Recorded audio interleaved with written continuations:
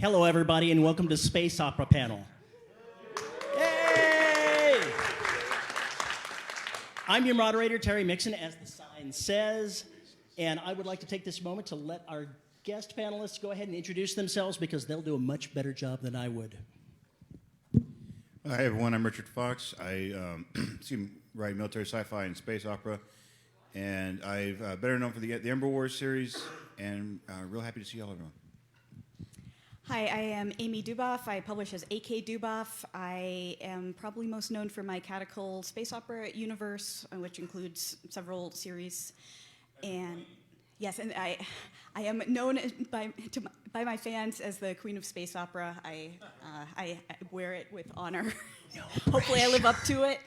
And I write, so I write space opera and some space fantasy stuff as well.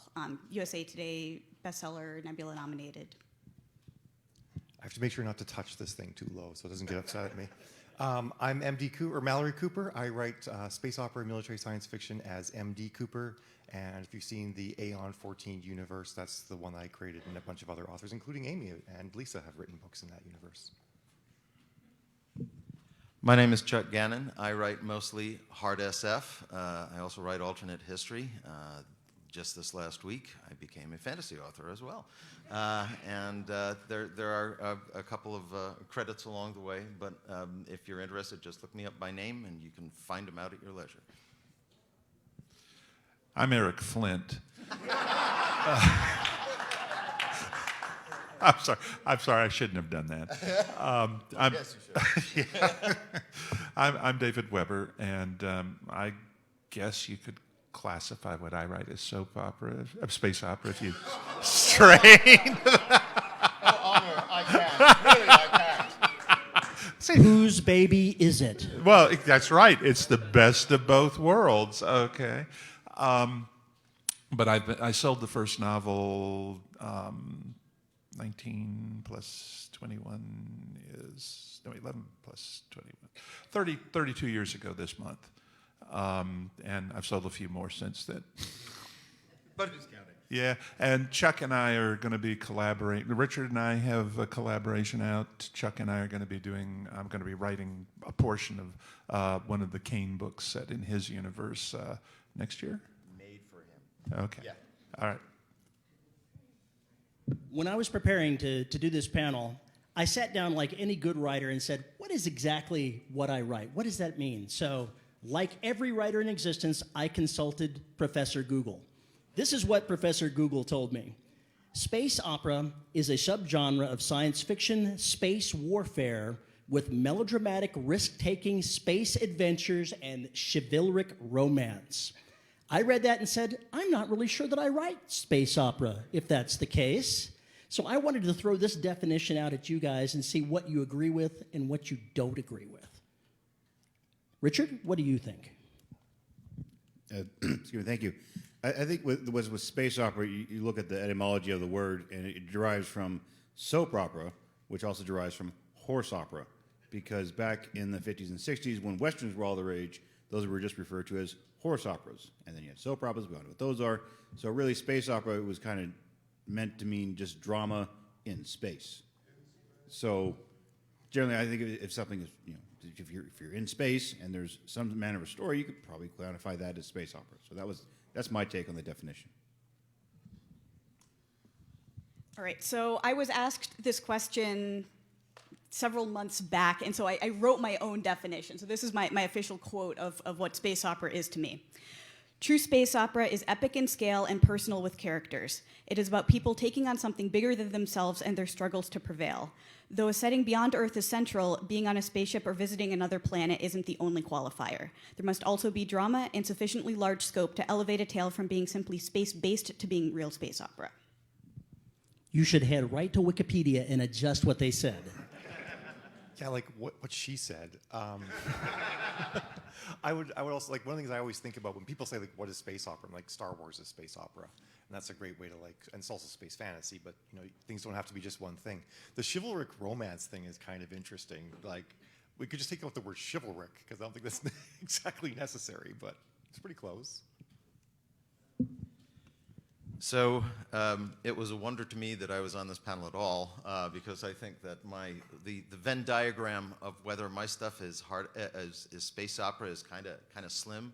But I think it's if you have to choose between the fact that it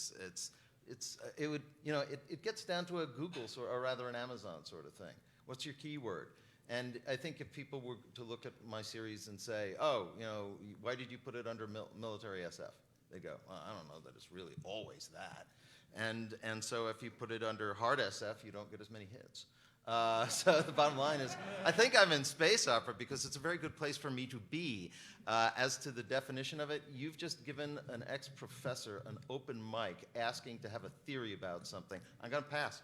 Expand, Professor. Go ahead and expound on the subject. Wait, you don't have a theory on that? I didn't say that. Ah, okay.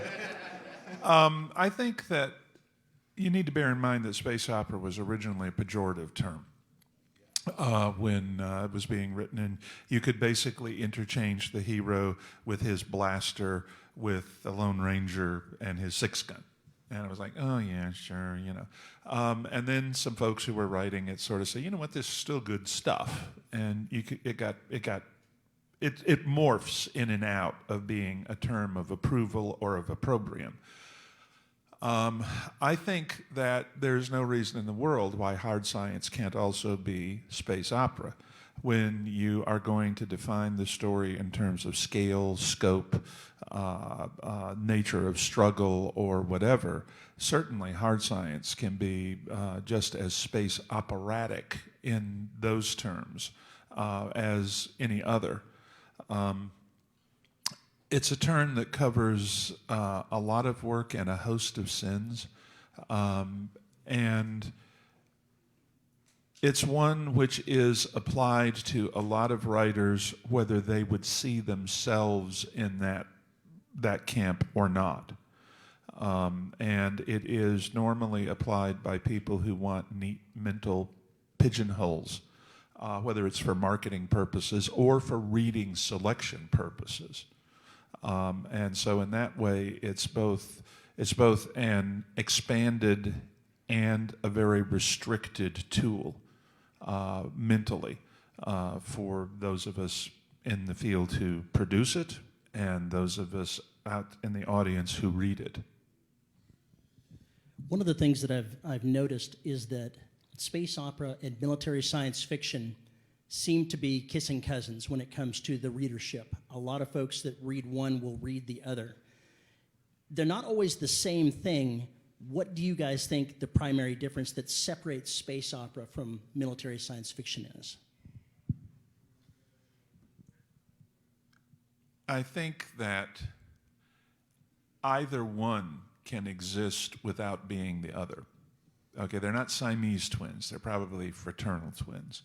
I think that military science fiction sort of naturally lends itself to the threads that we're talking about being part of space opera because of the fact that it gives you a clear life or death challenge for the characters. It's going to have an effect on an immense number of people depending on the outcome of the war, et cetera, et cetera, et cetera. And because of that, I think that large-scale military sci-fi tends to fall naturally into the space opera category. But I would also classify the Leotin universe as space opera in terms of its scale, the issues that it takes on, and so forth. And while there is military action in the Leotin universe, that is definitely tertiary to where that series is going. So there's no reason that space opera has to be military, but I think that most large-scale military is going to morph over into space opera, almost by definition. I know that for myself, in what I write, it tends to sway back and forth. There's space operatic elements, and then there's fighting elements, and the two together is what I write, and it's really hard. I just label mine as both and let the readers sort it out. Yeah, I think it's really what's at the core of the story. Are you telling the tale about a soldier or a fleet commander or someone who and it's all about their journey, or is there something bigger going on? Like in my work, there's a lot of the intergalactic politics stuff going on. So in the military sci-fi panel, there's the discussion of the difference between military science fiction versus militaristic science fiction. So I would say that mine is space opera that is militaristic in certain elements, but I would not at all label it military sci-fi, because the other things are the more important driving factor. To me, I'm sorry.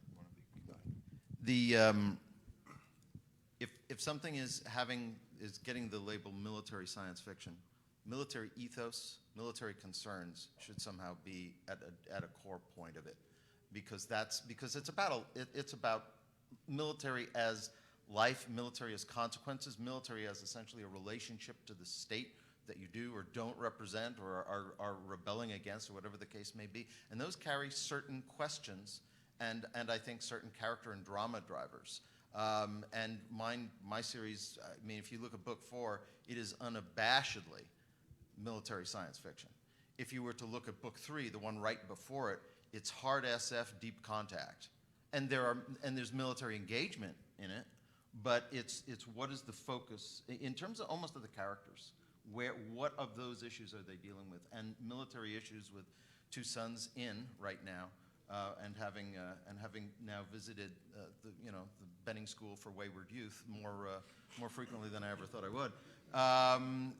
That is a story unto itself, and so that's a box that I would feel needs to be checked in order for me to consider something military science fiction. But I agree with what's been said, which is you can absolutely meld the two, and scope is a big issue. Absolutely.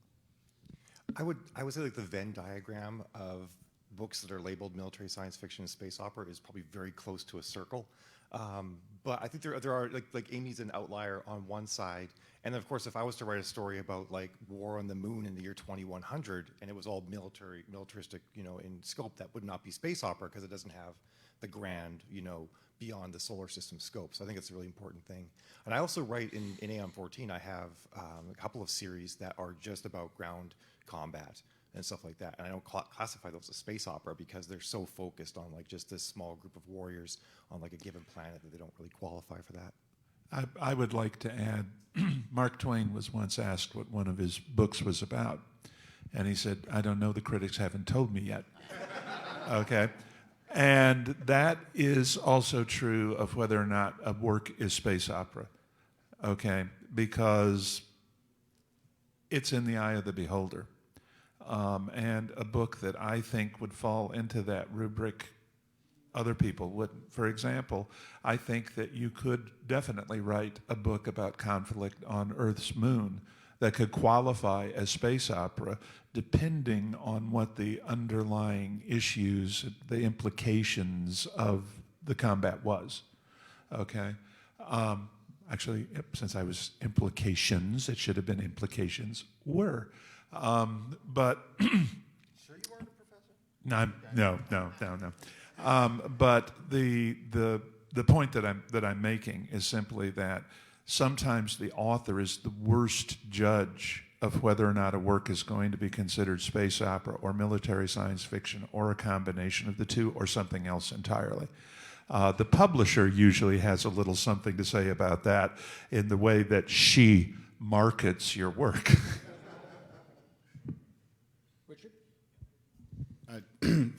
For me, when I try to identify the distance or the difference between space opera and military sci-fi, it's like the difference between Firefly and Earth Above and Beyond, if you all remember that show, or Wing Commander. So, thank you. Space Above and Beyond, correct. And so, Space Above and Beyond, military people doing military things, running around fighting aliens. Firefly, awesome, not military people running around doing all sorts of interesting things. But you see, I would argue that Firefly is actually space adventure and not space opera by my definition, because it's dealing with the adventures of a small group and it doesn't have that scale element to it. Heresy. So it's a space opera setting, but the story itself is more of the space adventure. I would tend to agree, because the implications of their adventures aren't going to be galaxy shaking. In terms of where they're going and how far they're traveling, the canvas is going to cause a lot of people to classify it as space opera anyway. But I agree with your distinction. Space opera. Oh, go ahead. I was just going to say, fight. Space opera is a very large canvas. Is there anything that we as writers need to be aware of when we're looking at reader expectations? If you're going to do space opera, you need to have a pretty grand sort of scale. It would help. If you just say this is a space opera and set in a military or in a hospital space station, and it's just what's happening in this hospital, not really space opera because you're not quite getting much else.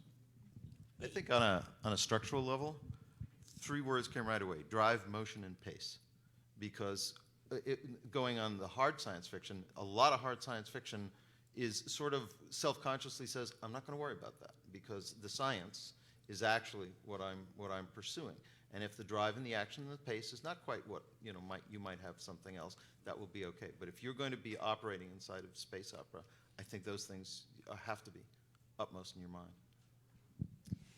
I would say at the core of it, it's you have to understand what so first you need a way to get between planets, because if you're dealing with space opera, then that's going to be something that's beyond Earth.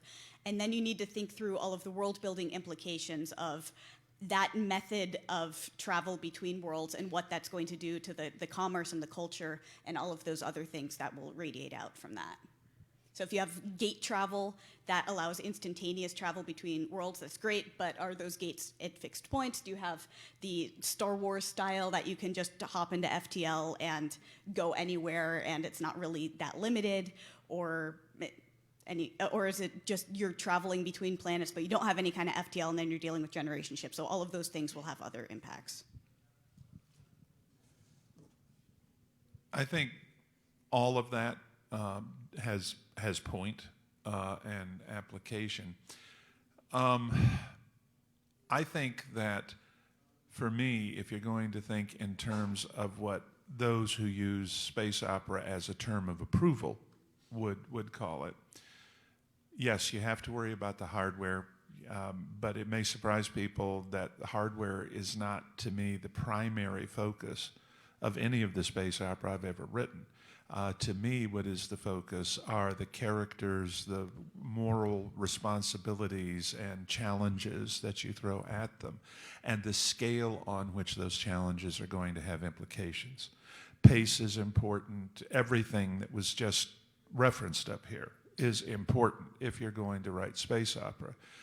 But the most important thing of all is that you have to have characters of sufficient stature to carry the weight that you're going to put on their shoulders in writing space opera. Yeah, I was going to say something along the same lines, that you have to have people that can be moving set pieces at a large scale to be able to do it. And I also think that it's, generally speaking, space opera, the conflict has to be external, or the majority of the conflict needs to be external. You can't write an internal conflict story and have that be space opera, because it would take up too much of the time in the book. And you wouldn't really get to see the grand scope of thing if you had these characters that were, dealing with their inner demons more often than working on the external conflict. I think that's very true, but I think especially if you're writing military space opera, the characters have to deal with their inner demons, because you can't have somebody who wades to her boot tops through blood in book after book and doesn't have some demons to carry around with her as a consequence. One of the things that I feel very strongly about as a writer of military science fiction is that you have to deal with the costs of military action, both in the fact that good people die, not just bad people, and that the people who survive have to carry with them all the people that they've lost. I think if you do, I've said this many times before, I'm going to say it again. Most Americans have zero experience with real violence. We are the most protected society in the history of the world. And that means that we form our views of violence and its consequences vicariously through entertainment media, through news broadcasts, whatever. If I'm going to write military science fiction, then I think I have a moral responsibility to write military science fiction that is going to say, hey, there's a cost for this kind of stuff. because I think people who don't understand that are too easily prepared to embark on military adventures and too ready to abandon them when they find out that there really is a cost. And so that just happens to be one issue that I think is important to be addressed in military fiction generally, but definitely in something on the scale that we're dealing with in space opera. There was a word that hasn't come up yet, probably because it's assumed, but I'll say it anyhow. Hero. And I think that's the core from when David was just saying, that is the core I'd pull out of it. I mean, there are a lot of people who will try to do the right thing, but will sort of, the bottom line is you need somebody, as I think several people have said, the scope of their consciousness and their dedication to whatever it is they believe has to be almost as large as the physical setting in which they exist. It wants that. That's the kind of gravitas, not just of a good person, or maybe not a good person, just a committed person, or whatever value you want to put there. But it's got to be powerful and noteworthy in its scale in comparison to what you might, let's just say, normally encounter. I'm going to go ahead and pick on you, Chuck, because this is aimed right at you. So That's good to know. you are a hard science fiction guy, and in a lot of space opera, hand-wavium is an actual physical element. So how do you, as a hard science fiction guy, deal with sometimes, science that is really fast and loose? Well, first of all, one has to realize that hand-wavium is actually a combination of two more elemental particles called polonium, okay, and unobtainium. And the mere fact that we have three words for the same concept tells us something about how prevalent this is in the detractor's view of it. Why did you look at me, Chuck? Because you were making the distinction between detractors and boosters. Yeah, okay. Right. So, at any rate, we don't know each other, but I think I'm going to hate him. We're going to make sure you get on panels for the rest of the show together, sitting next to each other. So, I would say that, I can go in and I can watch the Marvel superhero movies, hugely. And it's not because, by God, they're not hard SF. But first of all, my tastes run beyond that. I think most readers' tastes run a broad gamut. My attitude is, does the narrative tell you what its context is? And if you will, almost its pretexts are. And if it does a good job of that and stays true to it, and if it's consistent within the boundaries that it sets out, I'm good to go. My choice moves more towards the hard SF, probably because I have a kind of a professional background as a think tanker, futurist, stuff like that. So when I approach my stories, there's always that sort of a very hard-grounded what if about plausibility. But it's not like I haven't written space opera, Starfire, Mega Traveler, but it's not where I live right now most of the time. But I don't have a problem with it. So I'm sorry if I dodged the bullet, but there you go. You didn't dodge the bullet. I knew you would expand on the subject, and you did wonderfully. Thank you. You're very welcome. I think that, you can do anything with the right isotope of polonium. Okay, I mean, there's no problem you can't solve with it. I think one of the things that needs to be borne in mind is that every story ever written has a central conceit somewhere that is taken as a given by the author. Star Trek, for example, they gave themselves the warp drive and the transporter, and then they had to break the transporter in every single episode because otherwise it would have solved the problem. Okay. I think that if you're going to write good space opera, you're going to need an element of polonium in there somewhere because, as was just pointed out, you need to travel between stars, and we haven't quite figured out how to do that without a certain degree of polonium, even in Chuck's universe, although I would never, ever mention that. Or the fact that I had 3 physicists vet it, but that's... Hey, what can I say, But once you have established that particular isotope of polonium, you need to stay away from introducing any more than you can help beyond that. And you need to remain both respectful of the limits that you've set and consistent within them. Chuck was saying that, as long as you observe as long as you maintain continuity and observe uniformly the restrictions that you've set for yourself, the capabilities you've allowed yourself, then the reader is fine with it usually. They may kind of roll their eyes and say, "Oh, geez, Dave," kind of thing the first time they hit it.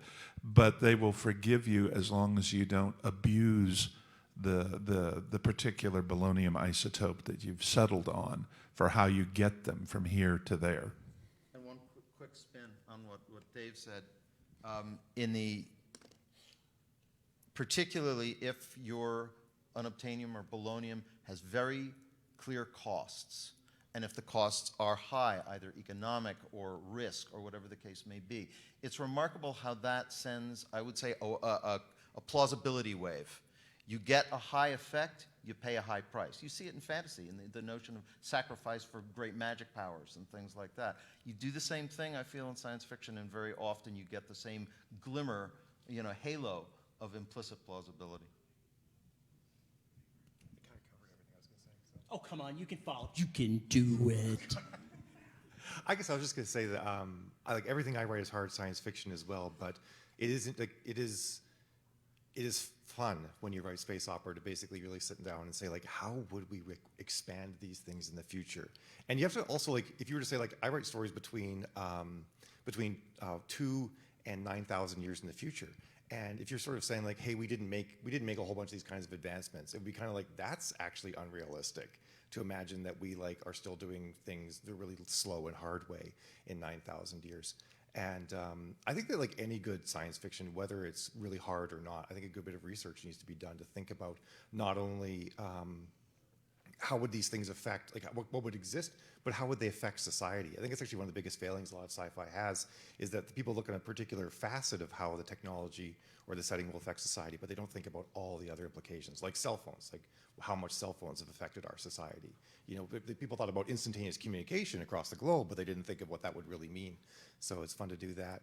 And the other thing I think is really important, actually, even if you're just making your own rules about how the universe works, or if you're really trying to stick with, like, established theories about how we might travel between stars and how the universe would work, I think it really informs the story, because it gives you these immovable barriers that you can't fix. Like, if you write a story right now and you have a character who needs to get from New York to Moscow, you know how long it takes to get to New York from Moscow from various avenues, and you have to, like, write that journey and the effort to make that journey into the story, and you can't just skip that. You can't just say, like, hey, they did it in half an hour. No one's going to believe that. So you do have to, like, kind of make some of that stuff real to an extent.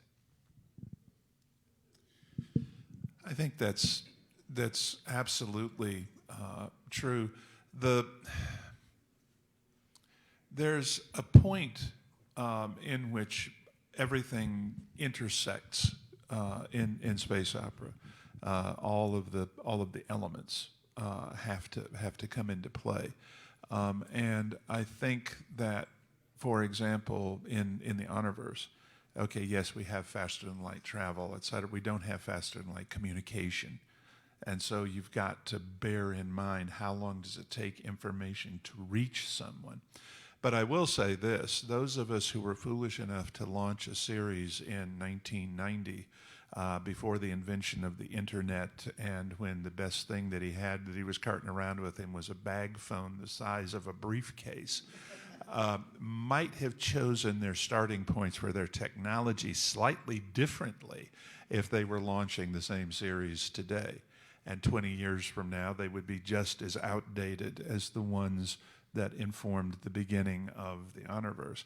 I think the Honorverse has actually worn pretty well, all things considered. But if you look closely at the undercarriage, you can see that this was a series whose basic technology assumptions originated in the 1990s rather than in 2021. Personally, I want to go ahead and be able to roll pods out of my truck in traffic, so, you've made it. So to build on that, there's the human element factor. Even if you're dealing with a culture that isn't distinctly human, but there's still going to be some element of that type of culture in there. So, like, in my series, I have a galactic empire that so that the timeline isn't different, but there's a culture that is millions of years old compared to what we have on Earth. But they have been through their rises and falls, and they still walk around with handhelds that are basically cell phones. But that's a cultural decision that they've made. They didn't want technology integrated into their bodies for direct link. So there is a subset of the culture that does that, but the rest, they have made that collective decision that they want to have this external device instead. So you can go through those world building elements that sometimes the technology around might be very advanced, but there's some analog style things that are a decision that has been made versus a technological capability. I think when it comes to figuring out what flavor of bolognium you're going to have in your story, you need to have it so that the character's difficulty is as difficult as possible, but no more and no less, because you set up your rules, and you never want to have that kind of a moment in if you know pitch meeting where it's going to be super easy, barely an inconvenience to get over this super difficult problem that you have. So when you're setting up the rules of your universe, you need to make sure that those rules are going to jive with the problems in your story, because otherwise it could just be, oh, well, let me push the easy button and it's all over with. Or also, well, we can't get to Alpha Centauri in 2,000 years, so we're not going to be able to go over there and handle the Alpha Centaurians. So it's really, when it comes down to when you're preparing your universe, make sure that you were giving the bolognium that makes everything difficult just enough. I think in line with what Richard was just saying, in a lot of ways, what's most important about the technology that you give your characters is what it can't do, because that's where the problems they're going to grapple with fit into the intersections between technology and society. We're running short on time, so let's go ahead and take any questions. We've got a microphone right up here. Come up there and let us know what you'd like to ask.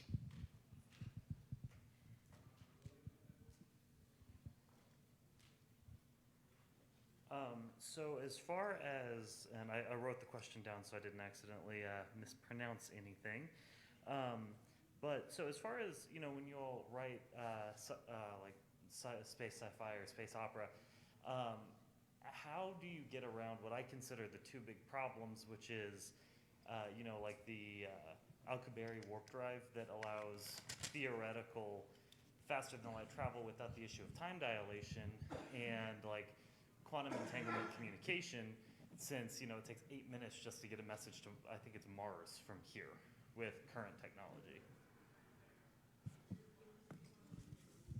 Well, it goes into whatever bolognium you want to not have those problems. Or maybe you do want those problems, where getting the message back and forth from Mars is going to be a big problem with characters knowing when to do something. And you go, like, if you remember The Martian, where, I only saw the movie, sorry, where everyone was watching the rescue live from Times Square. And so everyone on Earth, they're watching the past. Meanwhile, Matt Damon, he's having his problems in real time on Mars. So, with the way the movie did it, the movie just kind of like just ignore the time dilation. No one really complained because it was great drama. So really, it comes down to just you make a decision that's great drama, and it solves whatever problem you're going to have. Okay. I think David kind of alluded to this. If you give people instantaneous travel and instantaneous communication, then all the problems are just solved by picking up the phone and summoning a larger force. In many cases, at least, it's really hard to put your characters in danger if they have that going on. So there's handy things like in Albuquerque Drive. Like I think right now they think it's going to take like the energy output of the sun over the course of a year to power these things. So that's a lot of energy. So you can use those physical restrictions that we think exist to make it like, okay, you have to like get a lot of fuel to make the jump or something like that. So there's ways that you can use the real physical restrictions that physics gives us to make those things a little bit more restrictive. My take on this, if I'm doing it on the space opera side, I'm not going to over worry it. But I still will worry about it to the extent that there is some sort of relationship, or should be, between energy, matter, and conservation. And if you throw that out the window, it's going to start showing up. And I think it's really going to put a pressure on any kind of plausibility, whether it's of the most, sort of wide open type or a very tight type. When it comes to tight types, my strategy is essentially if, I guess my saying, and I do not mean this sexist, but I don't think anybody would really want to hear about Father Nature. So my theme is that I might just use it if Mother Nature hasn't really answered that one for us yet. And when it comes to instantaneous communication or, quote, I don't even talk about faster than light travel. I mean, my characters do because it's a quick thing. But they call it, but actually technically it's supraluminal, meaning it's beyond the issue of light. It's a field effect. Do such field effects exist? Every one of your cell phones is capitalizing upon quantum level effects. And the bottom line is when you take a look at spooky action at a distance, when you look at things like quantum entanglement, and when you also get into that difficult area where you say to a quantum physicist, so tell me, have you yet defined what is the limit, space-time limit of a quantum field? And they go, and then there's the issue that when you're looking at unified field theory, there's a lot that still points over towards what's called brane, B-R-A-N-E, and string theory, because it's hard to figure out how all this other stuff would work. And as far as I'm concerned, I'll take that gap and I'll drive a Mack truck through it. But conservation of energy and matter, it is hugely expensive. And one of the things to bear in mind regarding physics is the ability to create a small and momentary, what you could call pseudo horizon effect, is very different from a permanent gate. A permanent gate would be energy of the ancients. The other, energy of the near ancients.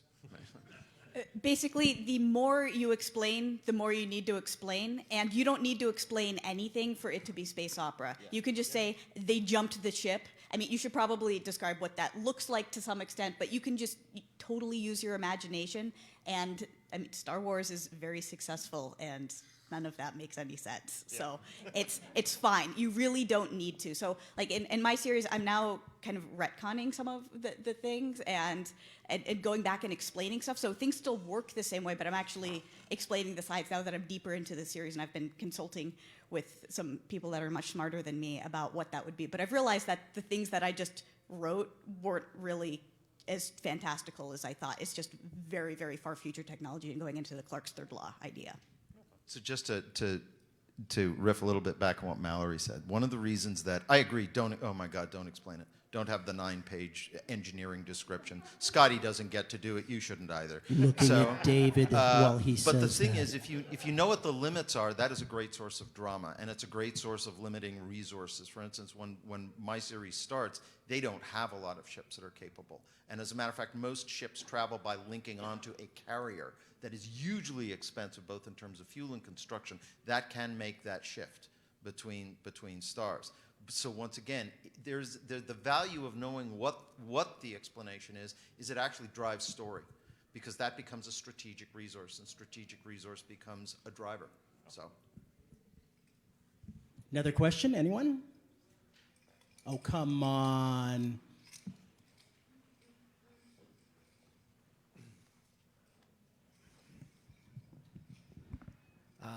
So on the topic of interspecial, interplanetary communication just between individuals, do you guys think there's ever a need to address like how that's possible, how people understand each other, or is it just sort of assumed that there's a universal translator chip that's in everyone's head and that's how people understand each other? I always had a huge problem with the universal translator.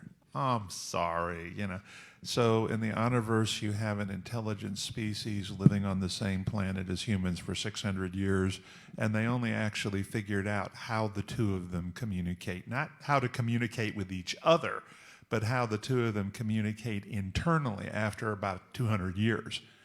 And then you have to figure out, using the example of the tree cats and the humans, one of the things that I hope the readers have grasped is that when I give you inter-tree cat communication, I'm translating. Okay, the reason it was so hard for them to grasp the concept of spoken language is that they share the actual concept. And so when I'm translating from this, like, the air car thing, the flying thing, the other flying thing, they wouldn't need that among themselves. But because I have to iterate their concepts into something that a human can absorb off the page. I have to translate it into our communications format. I think there's a really high chance that we're going to have that sort of a problem with alien species, not the telepathy versus spoken language, but how much of their language is phototropic? Okay, how much of their language is expressed by body gestures that we have no clue what they mean? And where do you begin the communications process? So yeah, I think it's going to be a real pain. And I think when you've gotten to something like the hegemony in the Out of the Dark Into the Light books that I'm working on, it's been around for like 150,000 years. I think maybe then you could be getting into something where you have software that would support and help you in that, because you just got such a much bigger data sample. But certainly for first contact, it's going to be a pain. I actually kind of disagree. You can buy a universal translator right now that can sit in your ear and give you real-time translation for any language on Earth.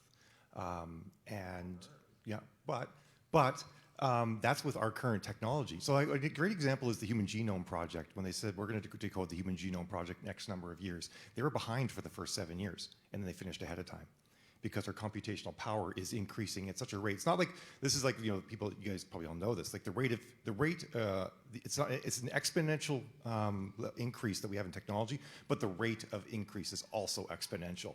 And mathematically, like hitting a starship with a laser beam 100,000 miles away takes about as much computational power as it will take us to like understand dolphins.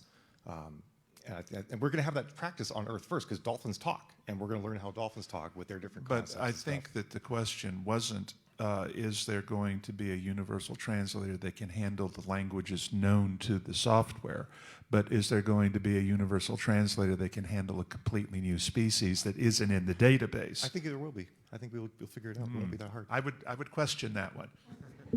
I'm going to say that there may be one. First of all, this is a huge opportunity in a story. I don't see communication as something that I just want to shift off to the side. Quite the contrary, I dive right down that hole. And I think that there are some things that it would be difficult to imagine intelligence not having. For instance, the notion of presence or lack of, either a 1 or a 0. The moment you get to a 1 or a 0, this is that thing, that is not that thing, you are already backing your way into binary. You are also then taking a look at, unless there is some weird different geometry on different planets, and none of the physics suggests that, because the spectral emissions of stars and all the things we're seeing says that the model doesn't vary, at least in this continuum. That means that there's going to be certain mathematical references between circles, triangles, the generation of hexagons, all of these sort of things that actually would become the basis of, well, if we understand that, we can actually get to yes, no. If we can get to yes, no, we can point at this, we can point at that, or the bigger problem may be, what if we split up the electromagnetic spectrum through two different primary, what if you don't? Or what if you split it up more? And all of those things are going to infuse, use the word you want, your fiction, but I think it's huge opportunities. So my attitude is bring on those language problems. And that brings us to the end of time. Thank you so much, everyone, for coming to visit. The panel at the end of time. The panel at the end of time. Sir, what did you want to ask? Well, it kind of leans more toward the marketing side, but I was curious, I've been